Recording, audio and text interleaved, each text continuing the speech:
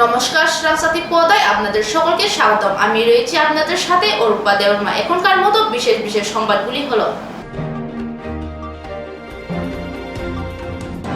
রাজ্যের BJP IPFT একটি জোট সরকারের মুখ্যমন্ত্রী ডাক্তার মানিক সাহাকে নিয়ে মঙ্গলবার আগরতলা রবীন্দ্র শতবার্ষিকী ভবনে হলঘরের সামনে থেকে বিজয় মিছিল বের করা হয়। এদিনে বিজেপি কর্মী সমর্থকরা গেরুয়া আবির উড়িয়ে আগরতলা রাজপথ জুড়ে বিজয় মিছিল করেন। যিনি সর্বভারতীয় সভাপতি জেপি নাড্ডা, আমাদের হোম মিনিস্টার অমিত শাহজি, আমাদের ডিফেন্স মিনিস্টার, সবাইকে আমি ধন্যবাদ দেব। অন্যান্য যারা কেন্দ্রীয় নেতৃত্ব এসছেন আমাদের এখানে এবং আমাদের পার্শ্ববর্তী রাজ্যে মুখ্যমন্ত্রী এবং মুখ্যমন্ত্রী এখানে এসছেন, হিমন্ত বিশ্ব শর্মা থেকে শুরু করে এবং অন্যান্য যারা এসছেন সবাইকে আমি ধন্যবাদ দিতে চাই। এবং এই জয় আমরা সবাই মিলে আমরা কাজ করেছি বলেই এই আজকে যে জয় আজকে আমরা বিজয় উৎসব পালন করছি সেটি সম্ভব হয়েছে।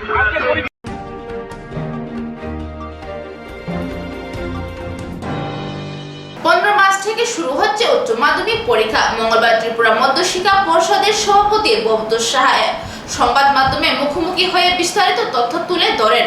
পরীক্ষা সংক্রান্ত বিষয় নিয়ে বিস্তারিত জানান। আগামীকাল 15ই মার্চ থেকে ত্রিপুরা মধ্যশিক্ষা পরিচালিত উচ্চ মাধ্যমিক পরীক্ষা শুরু হবে। পরদিন মানে 16ই মার্চ থেকে শুরু হবে মাধ্যমিক পরীক্ষা। এই বছর মাধ্যমিক পরীক্ষা নথিভুক্ত হয়েছে 38,130 জন। এই পরীক্ষার্থীরা এসছে মূলত 1092টা স্কুল থেকে। এদের পরীক্ষা হবে 77টা কেন্দ্রে তথা 162টা ভেন্যুতে। মাধ্যমিক পরীক্ষা শুরু হচ্ছে, এটা কিন্তু মাধ্যমিক বলছি, মাধ্যমিক পরীক্ষা শুরু হচ্ছে 16 তারিখ থেকে, শেষ হবে 18 এপ্রিল। 16 মার্চ থেকে শুরু হয় 18 এপ্রিল। মূলত 28শে মার্চ শেষ হয়ে যাবে। শুধু এদের একটা 6th ভোকেশনাল আছে যেটা এপ্রিলের 18 তারিখ হবে। মাদ্রাসা আলিমে নথিভুক্ত আছে 121 জন। ওরা এসছে 7টা মাদ্রাসা থেকে। এদের পরীক্ষা 5টা কেন্দ্রাধীন 6টা ভেন্যুতে। এদের পরীক্ষা 16 তারিখ আরম্ভ হয়ে শেষ হবে 18 এপ্রিল। উচ্চ মাধ্যমিক এবছর নথিভুক্ত হয়েছে 33,453 জন। ওরা 408টা হায়ার সেকেন্ডারি স্কুল থেকে এসছে। এরা পরীক্ষা দেবে 64টা কেন্দ্রাধীন 112টা ভেন্যুতে। এদের পরীক্ষা কালকে শুরু হচ্ছে, শেষ হয় 19শে এপ্রিল। মূলত 4 এপ্রিলেই শেষ হয়ে যাবে। এরপর 2-3টা ছোটো ছোটো সাবজেক্ট থাকবে যাদের পরীক্ষার্থীর সংখ্যা 2-3 হাজারের বেশি হবে না টোটাল। মাদ্রাসা ফাজিল মোট পরীক্ষার্থী হচ্ছে 62 জন। ওরা আসছে 3টা হাই মাদ্রাসা থেকে। এদের পরীক্ষা হবে 3টা কেন্দ্রের 3টা ভেন্যুতে। এদের সবচেয়ে তাড়াতাড়ি শেষ হবে। 15 তারিখ আরম্ভ হয়ে 15 মার্চ আরম্ভ হয়ে 5 এপ্রিল শেষ হয়ে যাবে। এখানে যে মাদ্রাসা আলিম, এটা কিন্তু মাধ্যমিক ভিতরে এই যে 38,130 এর মধ্যে আছে। আর ফাজিলের যে সংখ্যাটা সেটা হায়ার সেকেন্ডারি 33,453 এর মধ্যে আছে। আমরা যে ছাত্রছাত্রীদের শেষে 2 দিন সুযোগ দিয়েছিলাম, রেগুলার যে সমস্ত পরীক্ষার্থীর নাম নথিভুক্ত করতে পারেনি, মানে অ্যাপ্লিকেশন করতে পারেনি, তাদের জন্য গত শুক্র এবং শনিবার তাদের সময় দেওয়া হয়েছিল। তাতে মাধ্যমিকের 14 জন এবং হায়ার সেকেন্ডারি 18 জন নতুনভাবে ফর্ম ফিল আপ করেছে। অ্যাডমিট কার্ড তাদের দিয়ে দেওয়া হয়েছে। তো ব্রেকআপটাই বলার দরকার আছে। মাধ্যমিকের হায়ার পর্যায়ে রয়েছে। কাল থেকে পরীক্ষা শুরু হচ্ছে। স্বাভাবিকভাবেই আমরা সম্পূর্ণভাবে প্রস্তুত। প্রশ্নপত্র চলে গেছে, প্রশ্নপত্র কবেই চলে, গত এক সপ্তাহ আগে চলে গেছে। উত্তরপত্র তারও আগে চলে গেছে। আর সব প্রস্তুতি সম্পূর্ণ। কাল থেকে শুরু হবে পরীক্ষা, শুরু হবে বেলা 12টায়। প্রথম কি পরীক্ষা কালকে? ইংরেজি। মাধ্যমিক উচ্চ মাধ্যমিক উভয় ক্ষেত্রে প্রথম দিন পরীক্ষা হচ্ছে ইংরেজি। আর দ্বিতীয় দিন হবে, তাদের দ্বিতীয় দিন হবে মাতৃভাষা, মানে বাংলা, হিন্দি, ককবরক, মিজো, এই 4টি আমাদের আছে। ছাত্রছাত্রীদের উদ্দেশ্যে কি বলবেন? যে কথাটা বলতে চাই সেটা হচ্ছে অনেক লেখাটা পরিষ্কার হয়ে রাখতে হবে, যাতে মাস্টারমশাই বিনা কষ্টে উনি পড়তে পারেন। পরে উনি বুঝলে তবেই তো নাম্বারটা দেবেন। কাজে লেখাটাই যদি না বোঝা যায় তাহলে কাজটা ঠিক হবে না। কাজেই ছাত্রদের দৃষ্টিতে আমার প্রথম পরামর্শ হচ্ছে বা সাজেশন হচ্ছে, তোমরা লেখাটা সুন্দর করে লিখবে, যাতে মাস্টারমশাই উত্তরটা সহজে বুঝতে পারেন, সেই অনুযায়ী নাম্বারটা দিতে পারেন। দ্বিতীয় আরেকটা জিনিস আমি বলতে চাই যে উত্তরপত্র অনেকেই কোনো মার্জিন রাখে না। উত্তরপত্র পেয়ে প্রথম থেকে একেবারে মার্জিন ছাড়া গোটাটা লিখে ফেলতে হয়, কিন্তু তা ঠিক নয়। আমাদের উত্তরপত্রটা 3টা ভাঁজ করতে হবে, 3টা মার্জিন রাখতে হবে, উপরে, বাঁ দিকে এবং ডান দিকে। মার্জিনগুলো 1 ইঞ্চি রাখলে যথেষ্ট। উপরের মার্জিনটা হচ্ছে দেখতে সুন্দরের জন্য, দেখা সুন্দরের জন্য, আর বাঁ দিকে ডান দিকে যে মার্জিনটা সেটা হচ্ছে ওই মার্জিনের মধ্যে মাস্টারমশাই নাম্বার দেবেন। মার্জিন না থাকলে লেখার মধ্যে নাম্বার দেবেন। পরে যখন কেজিংয়ের সময় আসবে তখন হয়তো কোনো একটা নাম্বার এদিক সেদিক হয়ে যেতে পারে। হ্যাঁ, আরেকটা জিনিস যে 2টা প্রশ্নের মধ্যে একটু গ্যাপ রাখতে হবে।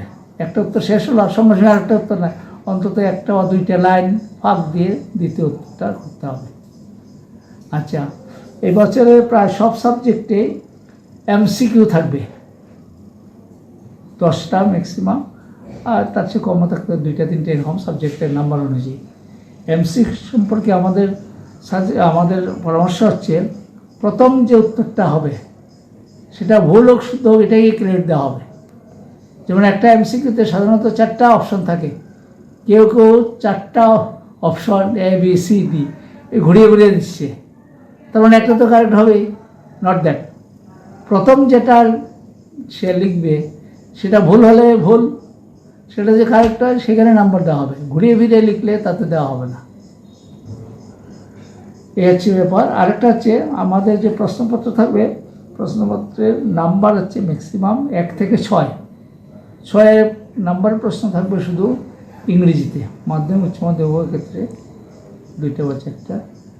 আর বাকিগুলাতে 1-এর এমসিকিউ, 1-এর অতি সংক্ষিপ্ত প্রশ্নোত্তর, 2 নম্বরের সংক্ষিপ্ত প্রশ্নোত্তর, 3 নম্বর, 4 নম্বর, 5 নম্বর। নাম্বারের সঙ্গে ওয়ার্ড উত্তরটা কতটা লিখতে হবে তার ঊর্ধ্বসীমা আমরা নির্দিষ্ট করে দিয়েছি।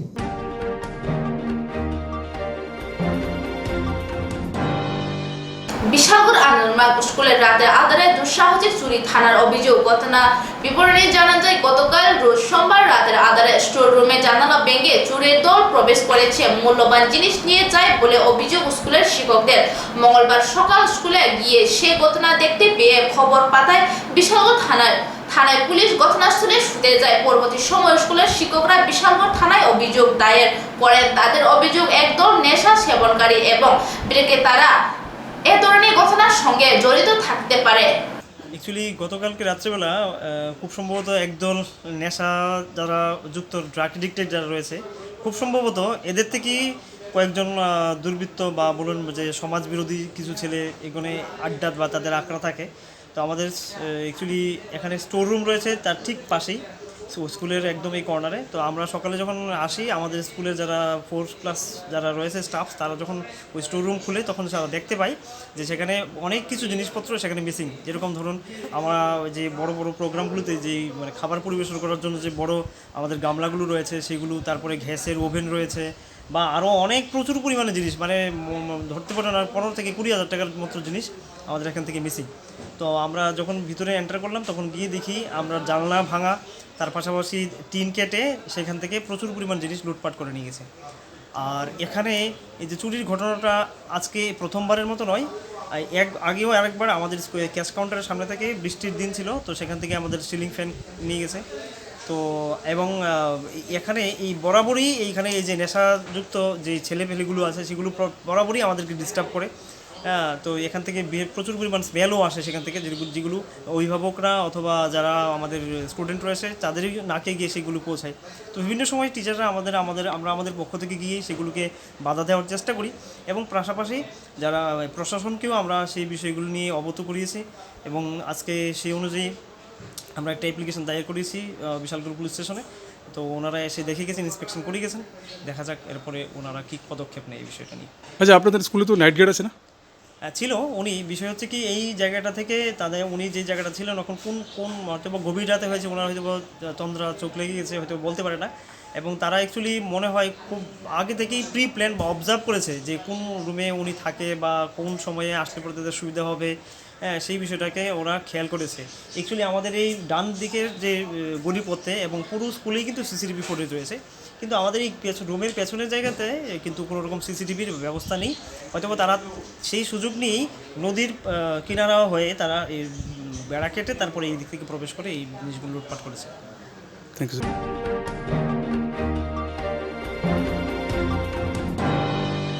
যুবরাজনগর বিধানসভা চন্দ্রপুর গ্রামে দুষ্কৃতিকারী সন্ত্রাসে পুড়ে ছাই 1200টি রাবার বাগান। 1200 মতো হবে। এই গাছগুলোর বয়স কত?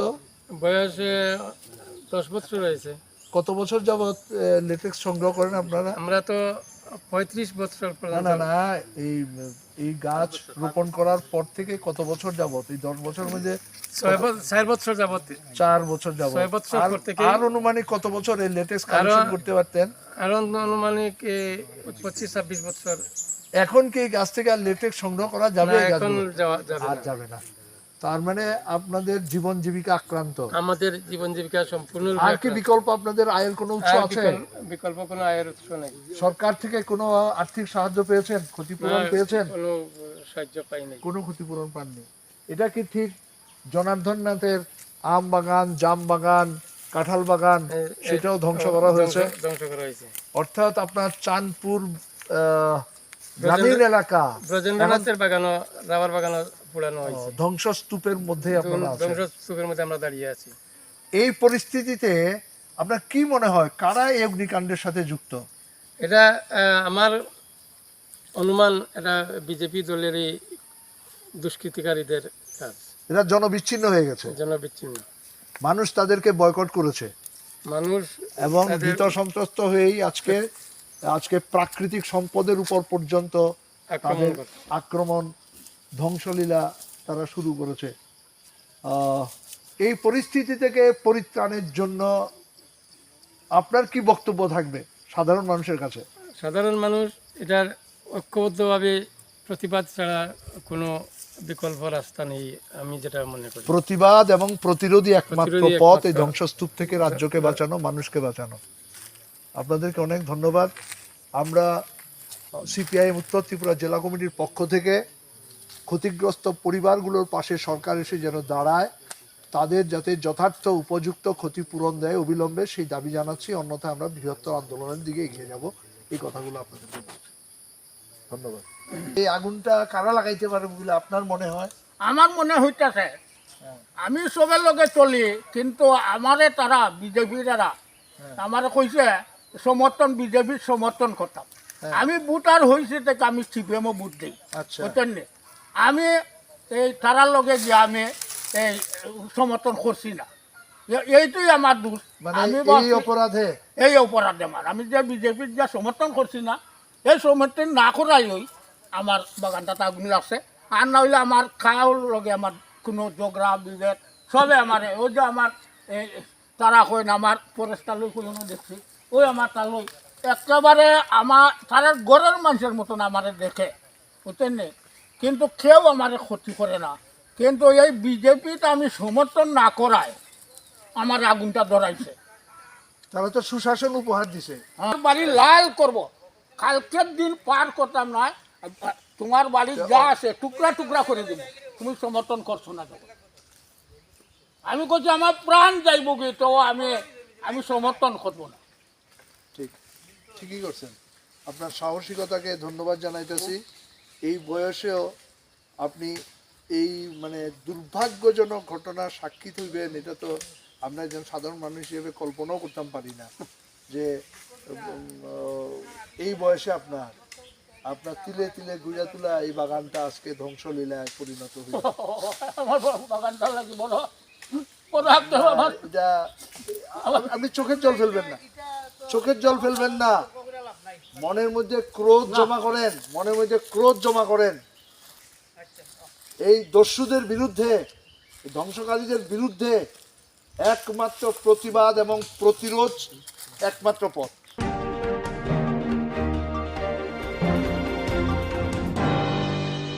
জনকয়েক অসচেতন ব্যবসায়ী কারণে দূষিত হচ্ছে খোয়াই নদীর জল। প্রয়োজনীয় সুবিধা থাকা সত্ত্বেও ব্যবহৃত করছে না। তাছাড়াও মাছ এবং মাংস ব্যবসায়ীদের মধ্যে একটা অংশ তাদের ব্যবসায়িক বর্জ্য পদার্থ এবং আবর্জনাগুলো খোয়াই নদীতে ফেলে দিচ্ছে। এতে করে একদিকে যেমন দুর্গন্ধ ছড়াচ্ছে বাজার এলাকায়, অন্যদিকে খোয়াই নদীর জলও দূষিত হচ্ছে। তেলিয়ামুড়া মার্কেট থেকে আমার কাছেও খবর আছে যে ব্যবসায়ীরা তাদের বিভিন্ন সামগ্রী, পচনশীল বস্তু, বিশেষ করে মাছ এবং মাংস ব্যবসায়ীদের যে সমস্ত মাছ ব্যবসা এবং মাংস ব্যবসা করতে গিয়ে অবশিষ্টাংশ যেগুলি পড়ে থাকে সেগুলি নদীর জলে পড়ছে বা ওনারা ইচ্ছাকৃতভাবে ফেলছে সেটাও বলবো না, ওনাদের অসচেতনতার ফলে এরকম হচ্ছে। আমরা তাদের সাথে একটা মিটিং করেছিলাম ইলেকশনের পূর্বে, আমাদের বিধায়িকাও ছিলেন। সেই মিটিংয়ের মধ্যে আমরা তাদের সাথে ধার্য করেছিলাম যে তেলিয়ামুড়া পৌর পরিষদ থেকে আপনাদের এখানে ডাস্টবিন দেওয়া হবে, ড্রেনের ব্যবস্থা, কালভার্ট ড্রেনের ব্যবস্থা এবং টয়লেটের ব্যবস্থা, সমস্ত কিছু যে ডিমান্ডগুলি তাদের ছিল দীর্ঘ 40 বছর ধরে যেগুলি পাইনি সেগুলি আমরা করে দেব। আপনারা সবাই জানেন যথারীতি আমরা সমস্ত ডিমান্ডগুলি আমরা পূর্ণ করেছি এবং ডাস্টবিন দিয়েছি। সেই ডাস্টবিনের মধ্যে ময়লাগুলি ফেলার কথা ছিল এবং তাদেরকে আমরা মান্থলি একটা দিয়েছিলাম যে একটা ফিস বাবদ 40 টাকা করে আমাদেরকে দেবে, তারা রাজিও হয়েছেন সেই ফিসটা দেবে। আমরা ডাস্টবিন দিয়েছি যথারীতি, কিন্তু ডাস্টবিনের মধ্যে দেখা গেছে অনেক ব্যবসায়ী সেই ডাস্টবিনের মধ্যে ময়লাগুলি না ফেলে কিনারে ফেলে দিয়ে আসে, তারপর বিভিন্ন বানর বা বিভিন্নভাবে গড়িয়ে সেগুলি নদীর জলে চলে যায় এবং জল দূষণ হচ্ছে। সেই কারণে আমি পুনরায় তেলিয়ামুড়া পৌর পরিষদের পৌরপিতা হিসেবে তেলিয়ামুড়ার সমস্ত অংশের ব্যবসায়ীদের কাছে আমি বিনম্রভাবে আমি আবেদন রাখছি যে আপনারা আপনাদের যে পচনশীল হোক অপচনশীল হোক যে সমস্ত বজ্র পদার্থগুলি আছে আপনারা একটা নির্দিষ্ট জায়গায় আমাদের ডাস্টবিনের মধ্যে ফেলবেন এবং আমরা যথারীতি সেখান থেকে এগুলি নিয়ে আসব। সেই উদ্দেশ্যে আমি একটা মাইকিংও এর মধ্যে আমি আবারও করিয়ে দিচ্ছি। ধন্যবাদ।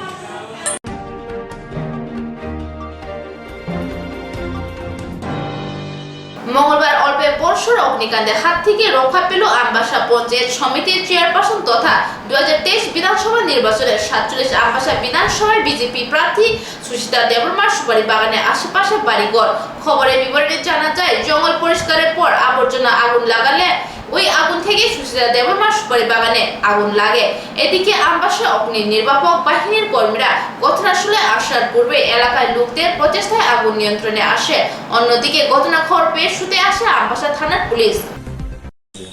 বেশি সময় না কেলে গেলা গেছে কেউ যাবটা ফুটবল লাগিয়া যাবরাতে ফুটবল কে কইছে নাম কও? আরে নানটু ভাল লাগে, নানটু পাল।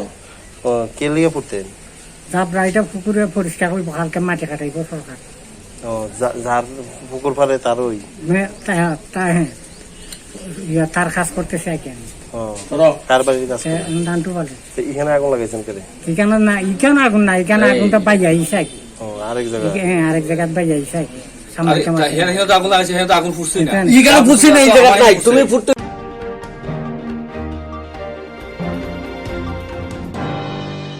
এখনকার মতো সংবাদ এখনই শেষ হলো। পরবর্তী সংবাদের জন্য চোখ রাখুন শ্রীরামজ্যোতি পর্দায়।